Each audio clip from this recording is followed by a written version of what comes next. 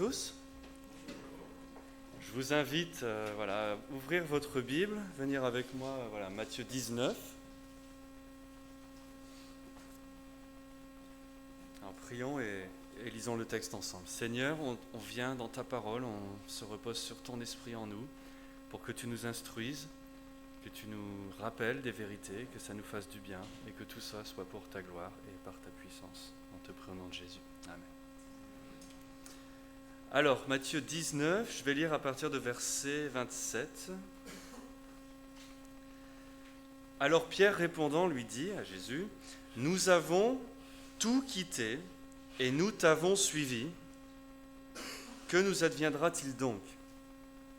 Et Jésus leur dit, « En vérité, je vous dis que vous qui m'avez suivi, dans la régénération, quand le Fils de l'homme sera assis sur le trône de sa gloire, vous aussi, vous serez assis sur 12 trônes, jugeant les 12 tribus d'Israël. Et quiconque aura quitté maison, ou frère ou sœur, ou père ou mère, ou femme ou enfant, ou champ, pour l'amour de mon nom, recevra 100 fois autant, et héritera de la vie éternelle. Mais plusieurs qui sont les premiers seront les derniers, et des derniers seront les premiers. » Donc si c'est une parole de Jésus qui s'inscrit dans un contexte, on va revenir un peu dessus, mais l'idée c'est que tout le monde a des attentes. Tout le monde espère quelque chose. C'est très difficile de faire la vie si tu n'as pas une espérance pour quelque chose. Tu vas travailler tous les jours et c'est fatigant parce que tu sais que ça va te donner quelque chose. Tu auras de quoi vivre, tu auras une sécurité sociale, je ne sais pas. Tu auras des choses, ça te motive pour faire les choses difficiles. C'est le résultat qui te motive, ce qui va venir de ça. Okay. Tu te restreins de manger toutes les sucreries que tu aimerais et tu te forces à faire de l'exercice, comme ça tu es en bonne santé. Voilà, c'est ça la motivation. Et on a besoin de ça. La Bible nous appelle, comme on disait tout à l'heure, à se discipliner, à obéir à Christ, à renoncer aux choses mauvaises, à chercher les choses du royaume de Dieu. Et notre motivation, ce sont les promesses de Christ. C'est ça qui nous motive à faire ça, parce que sans quoi c'est difficile. Il y a des jours où on dit que c'est vraiment difficile, mais on a ces motivations. Et dans ce texte, Jésus rappelle à Pierre et donc à tout le monde, que c'est bien ça, mais il faut s'assurer de 3 choses. Il faut avoir les bonnes attentes, de vraies attentes. La bonne attitude aussi, et le bon timing, que quand viennent les choses. Et donc j'aimerais voir ces 3 choses-là avec vous, à partir de notre texte. Donc dans le contexte, parce qu'on nous dit Pierre répond, il répond à quelque chose. Il répond que juste avant, c'est quand ce jeune homme riche est venu voir Jésus, si vous vous souvenez de lui. Et il a demandé, quels sont les commandements, qu'est-ce que je dois faire ? Et Jésus lui a dit, en gros, il y a des idoles dans ton cœur, il faut que tu les laisses partir, de les abandonner pour suivre Christ et tu auras les promesses de Dieu. Et que ce jeune homme n'était pas capable de faire ça malheureusement, et il est reparti. Et donc Pierre s'empresse de dire, ok, ça a du sens. Il vient voir Christ, Christ lui dit, tu renonces aux choses, tu cherches les choses de Christ, et il n'a pas su faire ça, il est reparti. Mais Pierre lui dit, mais nous on est venus, nous on a laissé toutes les choses, et nous on t'a suivi. Alors qu'est-ce qu'il y a pour nous ? Et c'est pas une mauvaise question. Parfois Pierre, il est promis à dire des bêtises et il se fait disputer. Mais vous remarquerez que cette fois-ci, il ne s'est pas fait disputer. Parce que c'est une bonne question posée à la bonne personne. Il demande à Christ qu'est-ce qu'il est en droit d'espérer à cause de sa foi placée en Christ. Et c'est une bonne question. Tous les gens qui suivent Christ sacrifient quelque chose. Si tu veux servir Christ, tu vas devoir renoncer à certaines choses, peut-être à des plans de carrière qui sont trop gros et qui ne laissent pas de place pour servir Christ, que Christ ne peut pas être le premier là, peut-être que c'est une vie de famille, il y a plein de choses comme ça. L'amour pour Christ est sacrificiel, pour servir Christ, on doit abandonner certaines choses. Pas forcément de mauvaises choses, mais on doit faire des sacrifices. J'ai des frères, par exemple, qui ont choisi de travailler 4 jours par semaine et d'être payés moins, parce qu'ils veulent une journée pour étudier la parole et servir l'Église. Et ils ont fait ce choix, ce sacrifice. Quand le patron leur a dit, c'est bizarre, tu sais que tu vas moins gagner d'argent, il a dit, oui, je sais, mais c'est important, Christ est important, ça mérite ce sacrifice. Donc tout le monde, on doit faire ça, on doit sacrifier des choses. Quelle est notre motivation? Et c'est là où tu témoignes aussi, c'est à cause de l'espérance qu'on a en Christ, on est prêt à sacrifier ces choses. À abandonner des choses qui pourraient être gênantes, des choses qui même sont bonnes, mais pour Christ. Parce qu'on a une assurance de meilleures choses en Christ. C'est ça notre motivation. Jésus me parle d'une parabole quelques chapitres plus tôt, chapitre 13, où il dit que la personne qui sait que dans ce champ il y a un trésor, qu'est-ce qu'il fait? Il vend tout ce qu'il a pour acheter le champ, parce qu'il sait qu'il y a le trésor dedans. Et ça ne le gêne pas de vendre tout ce qu'il a. Et peut-être les gens vont dire, il est fou, il n'a plus rien. Ah non, il n'est pas fou. Il sait qu'il y a le trésor dans le champ. Il y a des gens qui nous disent à nous, c'est idiot ce que tu fais, tu gagnes moins d'argent, tu auras une moins belle retraite ou je ne sais pas quoi d'autre.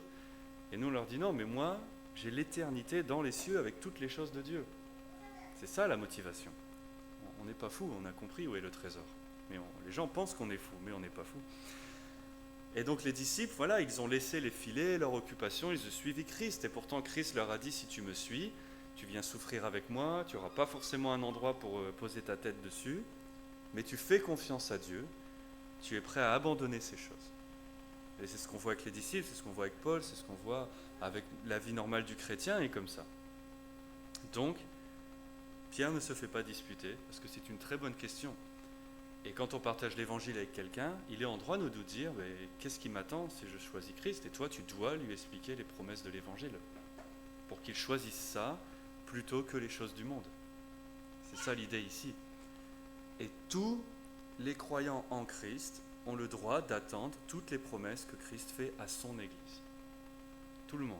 Et c'est ça l'idée ici aussi. Donc c'est une bonne question et Jésus lui répond pour nourrir sa foi, pour lui dire si tu suis Christ, tu as le droit d'espérer toutes ces promesses qui sont en Christ. Et il n'y en a aucune qui va t'être enlevée. Donc on a besoin de ça, parce que parfois c'est difficile de suivre Christ. Et il y a des moments ou des situations dans lesquelles on doit sacrifier plus que d'habitude. Et ce sont des encouragements pour notre foi. Pour se dire, c'est vrai que là ça fait beaucoup à sacrifier, on prend beaucoup de risques, par la foi, mais si on est rappelé de ces promesses de Christ, ça va nous aider à lui faire confiance, à se dire non, c'est bon, je vais faire ce sacrifice parce que je crois en Christ et je crois en les promesses qu'il nous donne. D'où l'intérêt de les connaître vraiment, de savoir vraiment tout ce que Dieu promet, de savoir aussi ce qu'il ne promet pas. Parce que si tu crois quelque chose que Christ n'a jamais promis, tu ne l'auras pas et tu vas être frustré, tu vas être déçu et ça ne va pas être génial dans ta vie, mais c'est ta faute. Parce que tu n'es pas sûr quelle promesse. C'est pour ça que Pierre dit à Christ, qu'est-ce qu'il y a pour nous? Si Christ lui dit, il sait, ça c'est bon. Si c'est quelqu'un d'autre, tu ne sais pas, il faut vérifier. Parfois on est déprimé, on est triste ou même fâché, et des gens sont fâchés même avec Dieu, parce qu'ils étaient persuadés que certaines choses leur seraient promises et en fait, Dieu n'a jamais dit ça. Et ça crée après les problèmes, mais ce n'est pas Dieu qui est fautif ici, c'est nous. Donc, pourquoi je dis les bonnes attentes? Parce que pour être sûr de ne pas rencontrer cet état triste ou de colère comme ça, d'être frustré, parce que tu as les bonnes attentes dès le départ. Tu sais ce que Christ promet, et tu sais ce qu'il ne promet pas. En tout cas, pas pour là. Tu sais ça. Il faut avoir les bonnes attentes, qu'elles soient réalistes par rapport à la parole, qu'elles soient légitimes, qu'on les ait comprises correctement, c'est pour ça qu'on s'enseigne les uns les autres, qu'on comprenne bien les promesses, qu'on ne soit pas trompé. Quand Paul écrit à Timothée, de Timothée chapitre 4, il lui dit « Beaucoup de gens vont abandonner ce que vraiment dit la parole pour suivre de faux enseignements. Pourquoi ? Parce que les faux enseignants promettent des choses qui sont plaisantes pour la chair, mais qui ne sont pas vraies. Et ils ont beaucoup de gens qui les suivent comme ça. Beaucoup de gens me demandent parfois, mais pourquoi les gens vont dans les mouvements bizarres ou même les sectes? Et je leur dis, parce qu'on leur a promis des choses très séduisantes. Alors forcément, les gens y vont là. Si on leur dit, tu sais, si tu viens là, tu vas avoir la bonne santé tous les jours, tu ne seras jamais malade, tu seras toujours riche, tu auras tout ce que tu veux, forcément les gens sont séduits. C'est incroyable comme proposition. Mais ce n'est pas vrai. Jésus n'a jamais dit ça. Jésus dit que tu hériteras de toutes choses et que tu seras dans un monde parfait, sans péché, quand il revient. Et il a dit ici, quand il revient avec sa gloire. Il n'a jamais dit qu'on aurait ça maintenant. C'est pas vrai. C'est même un peu le contraire. Il a dit, tu viens souffrir avec Christ. Il t'est offert de souffrir avec Christ et tu seras glorifié avec lui. Jésus n'a jamais caché ça et les gens sont repartis, même quand Christ était là, parce que ça ne leur a pas plu. Ça, ils voulaient autre chose. Mais Christ donne ça. Mais nous, on veut savoir ce que Christ, dans l'Écriture, promet à son Église. C'est ça qu'on veut savoir. Et on veut placer notre assurance, notre motivation sur ça. Et je précise à son Église parce qu'il y a aussi beaucoup de promesses qui sont faites pour Israël. Et Israël, ce n'est pas l'Église. Et il y en a, on va partager avec eux, mais pas toutes. Et c'est bien d'apprendre ça aussi, d'apprendre à les distinguer, de savoir laquelle est laquelle. Il y a beaucoup de faux enseignants qui font ça. Ils prennent un petit verset de l'Ancien Testament, le sortent de son contexte et disent « Tiens, c'est pour toi ». Et c'est pas vrai. Et si tu crois ça, tu le verras pas et tu vas être déçu et ça va gêner toute ta foi et tu vas tout remettre en question. Pourquoi ? Parce qu'une personne a menti sur les promesses dès le début. Dieu fait des promesses à Israël, il fait des promesses à son Église et nous, on doit savoir différencier ça. Et Dieu n'a jamais promis que tu serais complètement prospère dans cette vie maintenant. Il a dit, tu vis comme Christ, tu souffres avec Christ, tu recevras toutes les choses qui, pour l'instant, Pierre nous dit, sont conservées dans les cieux pour tous les saints, protégés par la puissance de Dieu. Donc il ne peut rien arriver à ta promesse, parce que Dieu la protège. Mais elle est dans les cieux. Donc, Pierre veut savoir, nous aussi on veut savoir, il va au bon endroit, il va demander à Jésus directement. Nous, on va voir dans la parole, dans le Nouveau Testament. Comme ça, on sait, et on ne se trompe pas. Et en général, on explique aux gens, si tu veux que tes attentes soient réalisées, que tes prières soient exaucées, eh bien ça commence par prier la volonté de Dieu telle qu'elle est dans l'Écriture. Ça déjà c'est beaucoup plus sûr pour toi. Après, Paul nous dit, apporte, et Pierre aussi, apporte toutes tes promesses, toutes tes supplications, mais tu dois t'attendre à... Si c'est moi qui le veux, ok, dis-le à Dieu, mais tu dois le tenir dans des mains ouvertes et dire peut-être Dieu dit non, et c'est ok, ça veut dire qu'il a mieux, que sa volonté est toujours meilleure. Mais si tu pries ce que Dieu commande à son Église, tu sais que Dieu va le faire. Parce que s'il le commande, il le promet à son Église. Le psaume 37, verset 4, beaucoup de gens le connaissent, ce verset. Il dit « Fais de l'Éternel tes délices, il te donnera ce que désire ton cœur. » Et des personnes pensent que ça veut dire que si tu as des sentiments d'affection pour Dieu, alors tu peux lui demander tout ce que tu veux, il va te le donner. Et alors moi je peux prier d'avoir une Mercedes demain. Bon c'est pas ça que ça veut dire, clairement. Ça veut dire que si tu te délectes des choses de Dieu, si tu cherches son royaume et la droiture, si tu veux les commandements de Dieu, la droiture de Dieu, la sainteté de Dieu dans ta vie et que tu pries les commandements de Dieu, eh bien Dieu va le faire parce que c'est sa volonté. Et sa volonté, c'est la seule volonté qui passe. Et donc, tu seras joyeux de recevoir la volonté de Dieu dans ta vie que tu auras demandé. Si tu veux les choses de Dieu, tu les auras, tu seras content. Si tu veux les choses de la chair, tu les auras pas forcément et tu peux être frustré. C'est ça l'idée ici. Tu veux pas être frustré, demande les choses qui sont la volonté de Dieu, parce que ça, tu sais que tu les auras. Dieu dit que sa volonté, c'est notre sanctification, c'est de nous conformer à l'image de Christ, nous préparer pour son royaume. Donc si c'est ça ta prière, tu l'auras. Et quand tu l'as, tu es extrêmement content. Tu te réjouis avec Dieu. Donc c'est la manière d'avoir les bonnes attentes. Et c'est très important. Dieu ne veut pas qu'on soit frustré et déçu et trompé avec des mensonges. Il veut qu'on connaisse la vérité, qu'on demande les bonnes choses et qu'on se réjouisse quand on les reçoit. Le deuxième aspect, c'est d'avoir les bonnes attentes et pendant que tu attends, d'avoir la bonne attitude. Et ça aussi, c'est très important parce que dans le monde et dans notre chair, on n'a pas la bonne attitude parce qu'on pense à soi. C'est ça qu'on fait, les pécheurs, on pense à nous-mêmes. Et Dieu nous enseigne à aimer Dieu d'abord et puis ton prochain. Et après, tu verras pour toi. Mais si tu fais ça, tu t'apercevras que Dieu s'est très bien occupé de toi. Mais si tu cherches à t'occuper que de toi, tu n'es pas en train de faire la volonté de Dieu. Si on se centre sur nous-mêmes, on obéit à la chair, on ne fait pas la volonté de Dieu. Et Jésus nous encourage partout, et puis les apôtres, à se concentrer sur Dieu et les autres personnes autour de nous. et d'avoir une attitude humble, une attitude qui n'est pas dans la comparaison, la compétition, mais qui veut le bien des autres et qui a compris, comme Jésus l'a dit dans notre texte, que tout est donné à tous ceux qui croient de la même manière. Donc il n'y a pas d'esprit de compétition dans le royaume de Dieu. Personne ne peut dire « Ah ouais, mais je vais quand même faire plein de trucs, comme ça j'aurai plus que Ketiko. » tu vois. Parce que ça ne marche pas comme ça, c'est débile de croire comme ça. Et Jésus explique ici. Il n'y a pas de compétition. Dans le monde, oui. Dans le monde, si tu es humble, ils ne comprennent pas.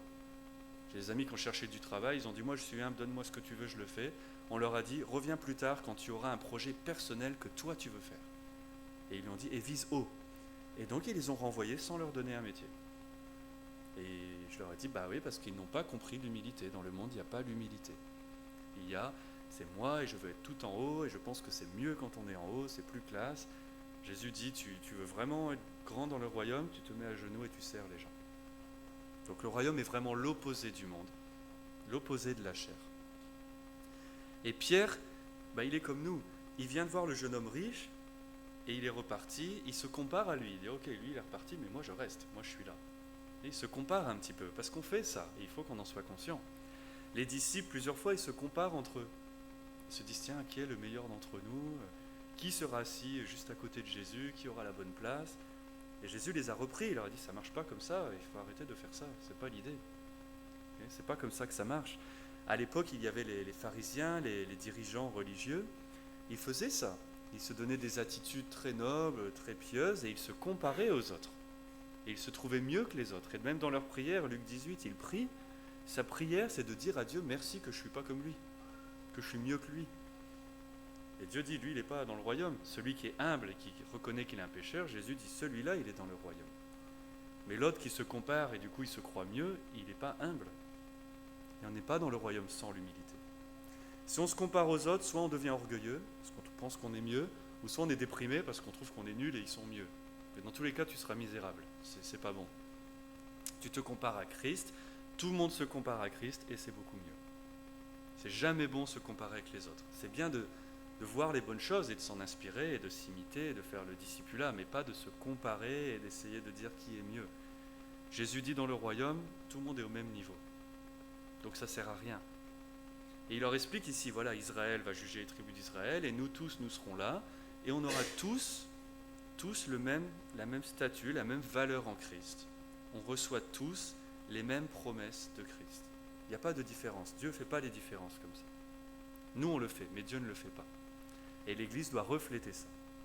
Il n'y a pas de compétition dans l'Église, il y a de l'unité. L'Église, c'est une famille. Dans une famille, c'est un peu idiot de faire des compétitions comme ça. C'est comme si les enfants demandaient, tiens, qui est le meilleur enfant que les parents préfèrent? Bon, c'est pas génial quand même. Je pense que les parents, ils aiment leurs enfants et puis c'est tout. En tout cas, Dieu qui est le Père parfait, il aime tous ses enfants pareil. Et ça, il faut qu'on l'ait compris. Dieu ne va pas te préférer plus qu'un autre, ou t'aimer moins qu'un autre. Dieu aime tous ceux qu'il sauve, tous sont ses enfants. Et il donne la vie éternelle à tous ceux qui croient. Il ne mentionne pas « et selon ce qu'ils font ». Il dit « celui qui croit, il a reçu la vie éternelle, il a reçu toutes les promesses ». Et c'est comme ça, et puis c'est tout. Donc il n'y a pas de place pour ton orgueil, pour des intérêts personnels, pour des motivations égoïstes. Il n'y a pas de place pour ça. Dans le royaume de Dieu, tu apprends à laisser tout ça, croire qu'on a tous reçu pareil, et maintenant on peut s'aimer et servir Dieu tranquillement, sans se soucier de ça. C'est ça qui est important ici. Et ça te donne l'attitude que Dieu veut qu'on ait. Ça va t'aider à aimer ton prochain librement, parce que tu n'as pas à t'occuper de toi. Dans la parabole qui va suivre, Jésus expliquera, voilà, le Dieu qui embauche des gens pour travailler, il y en a qui viennent le matin, il y en a qui viennent le soir, ils ont tous reçu le même salaire. Et les gens là sont fâchés, ils disent, attends, nous on était là le matin, il dit, ouais mais t'es pas dans le monde là t'es dans le royaume de Dieu. Et c'est Dieu qui décide. Et s'il a envie de faire grâce comme ça, il le fait. Et comme dit Paul, qui es-tu pour répondre à Dieu? Qui es-tu pour venir et dire à Dieu, tu as mal fait les choses? Si Dieu a choisi comme ça, c'est comme ça, et réjouis-toi. Réjouis-toi même que tu as été inclus, même si tu es venu travailler tôt. Réjouis-toi d'avoir pu travailler beaucoup pour Dieu. Il n'y a pas de compétition là. Paul dit aux Galates, en termes de statut dans Christ, ça n'annule pas ta place dans le monde. Mais il dit, il n'y a plus de maîtres, d'esclaves, de Grecs, de Juifs, de tout ça, d'hommes, de femmes. On est tous le même niveau. On reçoit tous les mêmes cadeau de Dieu, la même grâce de Dieu. Alors oui, dans le monde, tu es le patron, tu es l'employé, tu es un homme, une femme, on s'en fiche. Mais dans le royaume de Dieu, ça ne change pas ta valeur et tout ce que Dieu promet est pour tous ceux qui croient en Christ. C'est très important ça. Dans Matthieu 21, Jésus explique, il dit, les collecteurs des impôts, qui n'est pas comme ceux d'aujourd'hui, ils étaient pires, et les prostituées iront dans le royaume de Dieu avant les prêtres. Et eux, ils sont offensés, ils disent, ah, attends, nous on est le prêtre quand même. Alors, on est bien, on prêche, on fait les trucs. Il dit, oui, mais eux, ils sont plus humbles et ils ont compris la grâce. Toi, tu crois encore que c'est à cause de qui tu es que tu mérites, alors ils vont entrer avant toi. Mais remarquez qu'il ne dit pas qu'ils n'entrent pas, il dit qu'ils entrent avant. Donc ils vont tous entrer quand ils auront compris ça. Et ils auront tous seront tous sur le même niveau dans le royaume. C'est ça l'idée ici. Mais il les prévient, ils vont entrer avant toi parce qu'ils ont compris la grâce plus que toi. Plus que le prêtre qui pense que ça dépend de ses œuvres. Quand il raconte la parole de Lazare et l'homme riche, tout le monde le méprise, Lazare. Il est pauvre, il est bizarre, il traîne dans la rue, alors que l'homme riche, il est classe. Mais il lui dit, aussitôt que Lazare meurt, il va avec Abraham, et on nous dit qu'il est contre sa poitrine. Il va faire des câlins à Abraham directement. Et pour les Juifs, Abraham, c'est le top. Tu ne peux pas aller au-dessus de Abraham pour les humains. C'est Abraham, Moïse, quoi. C'est le top là. Et il lui dit, celui-là que tu méprises, parce qu'il a la foi, qu'il est humble, il comprend la grâce, dès qu'il meurt, il est avec Abraham directement. Alors que l'homme riche, lui, quand il meurt, il ne va pas avec Abraham. Parce qu'il n'a pas compris ça. Mais nous, on nous dit que le royaume des cieux, la vie éternelle, d'être unis avec Christ, réconciliés avec Dieu, partager la joie du Maître, c'est donné par la grâce, aux moyens de la foi, à tous ceux qui croient. Et ça ne dépend pas de ce qu'on fait. On veut faire tout notre mieux après, par louange pour Dieu, parce qu'on sait qu'on a reçu toutes ces choses par la grâce seule. Ce n'est pas une récompense. Une récompense, ça n'est pas un cadeau. La grâce, c'est un cadeau. C'est le don de Dieu. Pour tout le monde. Et si ça nous semble injuste, c'est bien de se rappeler que ce qui est injuste, c'est qu'on reçoive la grâce même. Parce que la justice, c'est d'être puni pour le péché. Et la grâce de Dieu, c'est Christ a pris ta punition et maintenant tu reçois le fruit de la vie parfaite de Christ. Donc, il faut éviter de demander à Dieu de nous donner ce qui est juste. C'est une très très très mauvaise idée. Ne demandez pas ça. Mais remerciez-le pour sa grâce tout le temps. Parce que Dieu a choisi de pardonner et de faire grâce à tous les pécheurs. C'est ce que Dieu a choisi de faire. Dans Luc 15, on a cette parabole avec les deux fils. Il y en a un qui reste dans la maison, qui est un petit peu fier de lui, et un qui est parti faire n'importe quoi dehors. Mais au final, le Père aime les deux fils. Ils sont différents, ils sont tous les deux pécheurs d'une manière différente, mais ils habitent tous les deux dans sa maison et il aime les deux fils de la même manière, parce qu'ils sont les deux ses enfants. Donc on ne veut pas avoir une attitude de comparaison, d'orgueil ou de quoi que ce soit. Ce qu'on veut, c'est remercier Dieu tout le temps, donner tout ce qu'on peut aux frères et sœurs, prier pour ceux qui portent moins de fruits, prier pour eux, que Dieu les transforme davantage, et louer Dieu pour ceux qui portent beaucoup de fruits et s'inspirer d'eux. C'est ça qu'on veut, c'est ça la bonne attitude. Pas mépriser les gens, pas être offensé par les trucs, remercier Dieu et œuvrer ensemble, s'édifier ensemble, se construire ensemble. Et dernièrement, le bon timing, et ça aussi c'est très important, parce que Jésus est très précis, verset 28, il dit « Quand il reviendra dans sa gloire, nous aurons toutes ces choses. » Et peu importe ce qu'on a sacrifié, on aura le centuple quand Christ reviendra. Il dit ça. Qu'on sache que ces promesses ne sont pas pour maintenant. Il y a des gens parfois qui sont frustrés et tristes parce qu'ils disent « Oh là là, mais moi, ma vie, elle est galère. Pourquoi j'ai que les souffrances? Pourquoi j'ai pas toutes les bénédictions ?» Parce que ce n'est pas le moment. Et Christ nous dit plein de fois, il y a une heure, il va venir. Et on sait qu'il va venir au moment parfait, comme il est déjà venu au moment parfait, pour donner toutes ces choses. Mais elles ne sont pas pour maintenant. Maintenant, on souffre avec lui, on vit pour lui, on meurt pour lui. Et quand il reviendra, on aura toutes les choses. Et notre foi, comme celle d'Abraham, est démontrée dans l'espérance, l'assurance des choses de Dieu, même si on ne les voit pas de notre vivant. Hébreux 11 nous dit, ça ressemble à quoi la foi? Il dit, regarde Abraham, il a vécu toute sa vie dans l'obéissance à Christ, dans l'espérance d'une ville qu'il n'a pas vue. Mais il est mort dans cette assurance et on nous dit il est un exemple de la foi. C'est ça la foi. La foi, c'est la patience, la confiance dans les promesses de Dieu. Même si on ne les voit pas, on sait qu'elles sont vraies et qu'elles viendront avec Christ. C'est ça la foi. Si on a besoin de voir les choses tout de suite, ce n'est pas la foi. Mais si tu ne les vois pas et que tu sais que Christ reviendra avec tout ça et qu'il manquera personne et qu'il manquera rien, alors ça c'est la foi. Mais dans cette vie, on a des choses quand même, parce que Dieu est bon et que de toute façon, on a besoin de lui. Et il nous dit, dans cette vie, tu peux avoir des attentes, tu dois les avoir et tu dois les demander. Qu'est-ce qu'elles sont ? La force de persévérer. Jean 15,5, sans Christ, on ne peut rien faire. Donc chaque jour, on doit prier que Dieu nous donne la force de faire ce qu'il nous commande de faire, la force de rester fidèle, la force de résister aux tentations, au mal. On a besoin de ça. Dieu le promet, Dieu le donne. Il nous dit qu'il nous commande de grandir en Christ, que la parole demeure en nous richement. Alors on peut demander ça, on doit demander ça, Dieu va te le donner. Dieu va te causer de croître, comme on disait tout à l'heure. Il nous promet que son esprit nous inspirera les mots justes pour témoigner de Christ. Alors on sait qu'on peut demander ça à chaque fois qu'on va aller parler avec quelqu'un qui ne connaît pas Christ ou édifier un frère ou une sœur. On prie et l'Esprit de Dieu est là pour nous rappeler sa parole, nous inspirer les mots justes. Donc on peut attendre ça. On a le droit et il faut le faire. Il nous dit que Dieu pourvoit pour tous nos besoins. Il nous promet ça. Donc on est complètement en droit de dire à Dieu chaque jour, voilà, pourvois pour moi mes besoins d'aujourd'hui. Et on sait que Dieu va le faire. Et quand chaque jour tu as mangé quelque chose, tu remercies Dieu, c'est lui qui t'a donné.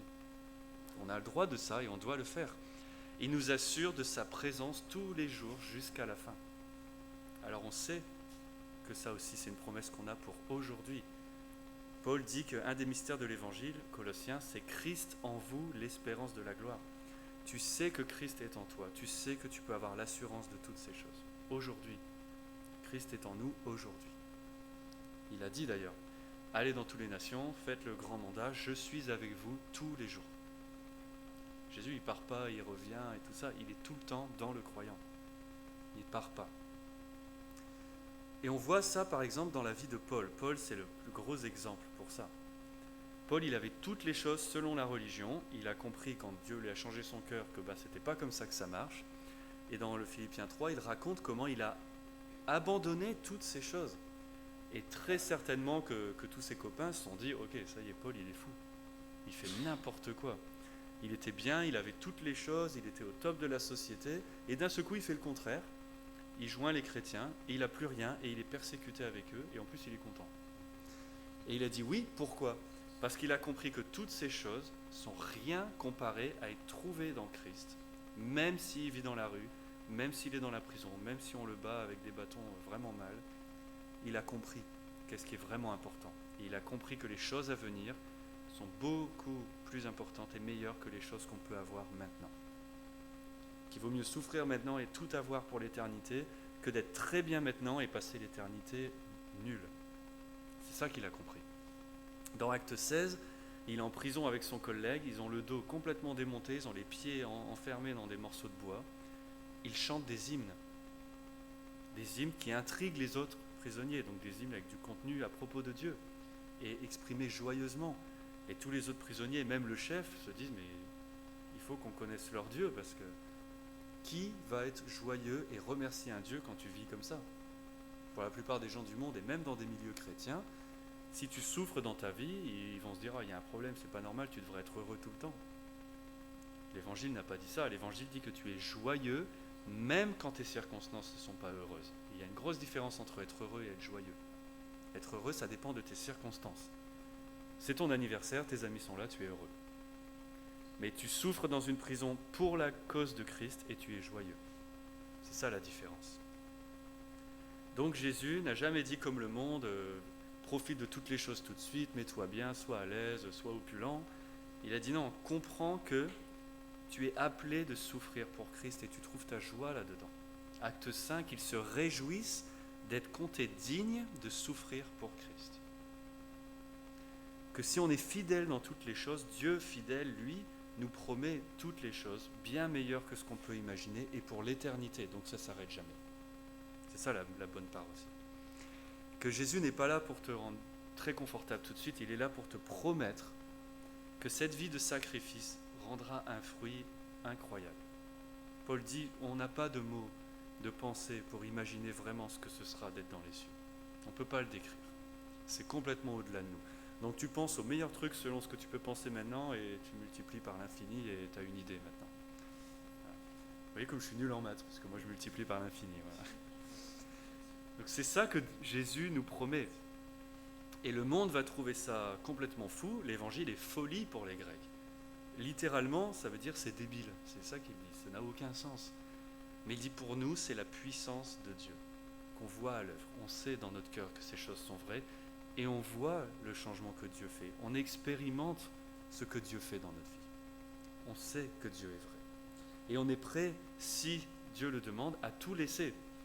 Dieu appelle des gens à laisser tout et à vivre dans la jungle et à prêcher l'évangile à des gens, et ils le font. Pourquoi ? Parce qu'ils ont l'assurance de ces choses. Ils ont compris ça. Les bonnes promesses, le bon timing des promesses. Et en attendant, on se réjouit de servir Christ. Des gens qui avaient des très bonnes situations, qui ont tout laissé pour servir l'Église. Même à moi, on me dit souvent, pourquoi tu es fait pasteur, tu ne vas pas être riche comme ça ? Je dis non, c'est sûr, mais ce n'est pas le but. Mais je leur dis, mon éternité va être incroyable. Je leur dis, la tienne, elle va être comment ? Parfois, ils vont s'asseoir, on les voit, ils réfléchissent après. Mais c'est bien, il faut les laisser réfléchir. La vie chrétienne, ce n'est pas ta meilleure vie maintenant. Ça, c'est populaire, il y a des livres qui disent ça. Et nous, on répond, si ta meilleure vie, c'est maintenant, ta vie éternelle, elle va vraiment être nulle. Laquelle tu veux soit la meilleure. Enfin, réfléchis à ça.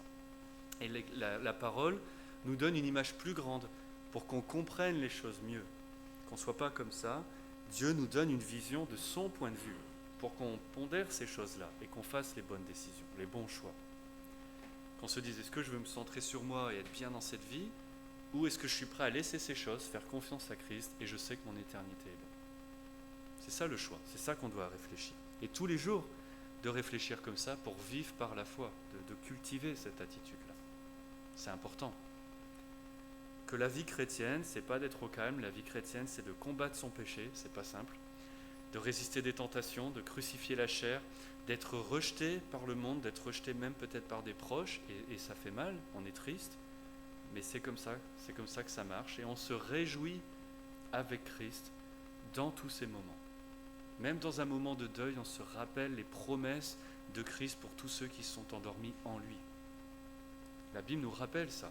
L'Ecclésiaste dit, tu apprends beaucoup plus dans la maison où il y a le deuil que dans la maison où on fait la fête. Parce que tu pondères ces choses. Il dit ça.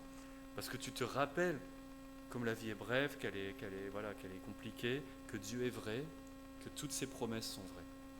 On se rappelle ces choses-là et on s'encourage. Paul dit, soyez en paix pour ceux qui dorment en Christ, parce qu'ils seront ressuscités en premier et nous allons tous les rejoindre. Ils sont endormis, c'est-à-dire, quand on te dit quelqu'un est endormi, tu présumes justement qu'il va se réveiller. Ça convoit l'espoir en Christ. Et donc il nous dit, voilà, les premiers sont les derniers sont les premiers. Qu'est-ce que ça veut dire ? Qu'il n'y aura pas de premier ni de dernier. On va être tous ensemble, avec lui. Tous les disciples vont recevoir toutes les promesses de Christ. La vie éternelle, le pardon des péchés, qui sont quand même des promesses vraiment bonnes. La réconciliation avec Dieu, l'adoption par Dieu, pour toujours. D'être complètement libéré de ton péché. Quand Christ revient, il n'y a plus de péché. On sera complètement avec Dieu, il n'y aura plus de péché pour nous ennuyer. Et c'est ça qu'on attend. La liberté du péché en Christ, la gloire de Christ. Quand il revient, nous allons partager la gloire d'un Dieu saint, nous qui sommes pécheurs. C'est ça qu'il faut garder en tête. Et vivre pour toujours dans un lieu dans lequel il n'y aura que la sainteté de Dieu et rien de mauvais. L'Apocalypse, Marcel vous expliquera, te décrit ça. Plus de péché, c'est du boulot maintenant, plus de larmes, plus de maladies, plus de douleurs, plus de tout ça, plus d'angoisse, plus de mort, tout ça, ça n'existera plus et ça ne reviendra jamais. C'est ça que Dieu promet au retour de Christ pour tous ceux qui seront trouvés fidèles en lui. Ça, c'est la promesse de Dieu. Donc je vous encourage à méditer ces choses-là souvent et à éviter d'être tenté par les choses de ce monde et rester concentrés sur Christ et les choses de Christ. Amen. Nous prions ensemble. Seigneur notre Père, on te remercie pour ces courts passages, mais qui contiennent tellement de rappels et d'encouragement pour ton Église. Et je te prie pour tous, chacun d'entre nous, et ceux qui n'ont pas pu se joindre à nous aussi, que par ton esprit et ta parole, tu nous gardes près de ces promesses. Tu nous aides à toujours percevoir la différence entre les choses du monde et les choses qui viennent de toi. Et tu nous dis, celui qui aime le monde et les choses du monde n'aime pas le Père, parce qu'ils sont opposés. Nous aimons le Père parce qu'il nous a aimés, nous aimons Christ, nous voulons les choses de Christ. Et nous voulons chaque jour rejeter les désirs de notre chair, se concentrer sur toi, pour t'aimer, aimer notre prochain, avoir notre espérance bien placée, et notre foi qui soit dans la patience, l'endurance des choses, et la hâte que nous avons que tu reviennes prendre ton Église avec toi. En attendant, nous voulons te servir, t'honorer, que notre vie soit une offrande qui te plaise, que notre délice soit dans les choses de ta parole, les choses que tu fais, et que nous savons que même si ton retour semble tarder, c'est par ta grâce pour sauver davantage de personnes. Donc on te remercie pour ça, que notre patience est encouragée par cette connaissance que nous avons, que tu sauves énormément de pécheurs par la grâce chaque jour, pour les inclure avec nous. Et nous nous réjouissons à chaque fois que l'un d'entre eux vient partager cet héritage avec nous. Et on te loue pour toutes ces choses. On te remercie. Au nom de Jésus.